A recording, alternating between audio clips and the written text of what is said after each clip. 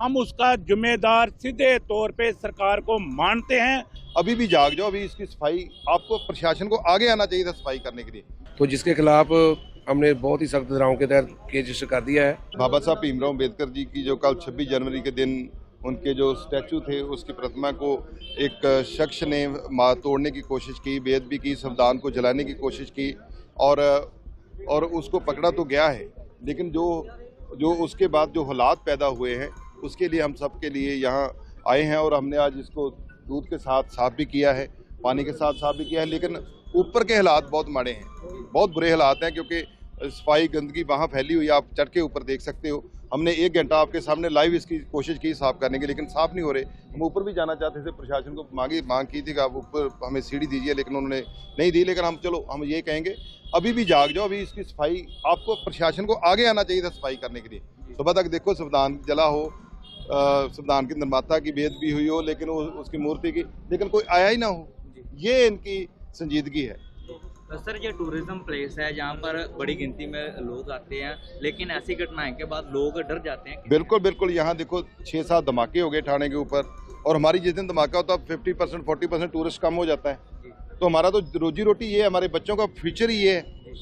Tourist आएगा, वो यहाँ पैसे खर्चता है, हर दुकान से छोटे से लेकर बड़े से बड़े व्यापारी को उसका फायदा होता है।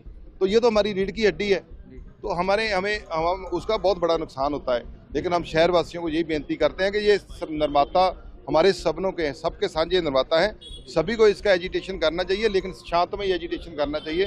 लोग टूरिस्ट हैं, उसको थोड़ा उसका भी ख्याल रखना चाहिए, ताकि ये ताकत से हमने लड़ना है जो इसको हमें खराब कर रही है। हमने अपने आपस में नहीं लड़ना, यही तो वो चाहते हैं कि आपस में लड़ो, इसीलिए हमें टारगेट बनाया जा रहा है। हमारा देखो सबसे पवित्र शहर है हरमंदिर साहब, लाखों लोग माथा टेकने आते हैं। श्री दुर्गाना तीर्थ जाते हैं, श्री वाल्मीकि तीर्थ जाते हैं, उसके अलावा और भी हिस्टोरिकल गुरुद्वारे, मंदिर, मस्जिद, सब जगह लोग जाते हैं। तो ये एक सद्भावना का केंद्र है, सांझीवालता का प्रतीक है। तो जो भी करना है, हमारी सबसे बेनती है कि आप शांतमय तरीके से अपना प्रदर्शन कीजिए। धालीवाल जी का कहना है स्थिति अंडर कंट्रोल है, देर रात आए। देखो, उनके जो आदमी पकड़े जाते हैं वो मंदबुद्धि होते हैं, तो धालीवाल साहब कहते हैं स्थिति अंडर कंट्रोल है। मेरा मानना है कि धालीवाल साहब भी मंदबुद्धि है, उनको ये समझ ही नहीं आ रहा कि इसके साथ क्या हो रहा है, इधर उसको समझना चाहिए। सर, आप क्या कहना चाहेंगे? आप आए थे आज भाई, आज अमृतसर की ये पावन धरती जो गुरुओं की धरती है, पीरों फकीरों की धरती है, और भगवान वाल्मीकि ने यहाँ से रामायण का आगाज किया था। ये भगवान वाल्मीकि की भी धरती है, ये दुर्गाने की भी धरती है। और इस धरती पे कल जबकि पूरा देश अपना गणतंत्र दिवस मना रहा है और पूरे देश में लोग आकर के बाबा साहब अम्बेडकर को नमन कर रहे हैं, ऐसे ही अमृतसर में भी बाबा साहब अम्बेडकर को नमन करने के लिए लोग आते हैं। और ऐसे दिन में ऐसी घटनाएं, ऐसी बेअदबी होना और ऐसी जलालता से जो काम किया है, हम उसका जिम्मेदार सीधे तौर पे सरकार को मानते हैं। और सरकार की जिम्मेदारी है, सरकार जवाब दे, सरकार इस्तीफा दे।